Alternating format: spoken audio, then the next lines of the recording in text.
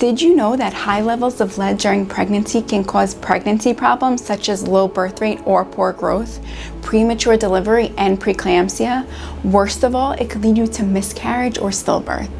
It's important to note that the amounts of lead in the bloodstream of the mother and the baby are almost the same. However, it's not known how early lead can reach a developing baby in pregnancy. But reports have documented lead in a developing baby as early as the 13th week of pregnancy.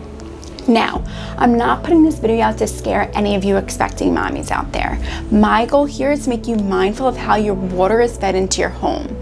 If you live in the New York metro area, then there's a strong possibility that your main water line is made up of lead.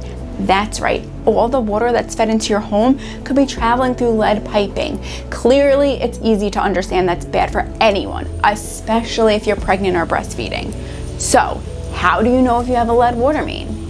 Here's an example of a lead water main. It's gray in color and very soft metal. If you scratch it, you can see that it becomes shiny. This is a copper water main. It's a harder metal and will always run clean. If you scratch it, you can tell that it's harder than lead. It's important to note that DEP does not allow any repairs on lead water mains. All new water services 2 inches and smaller must be copper. If you would like more information on how you can protect yourself and your family from potential lead poisoning, please give us a call. Thank you.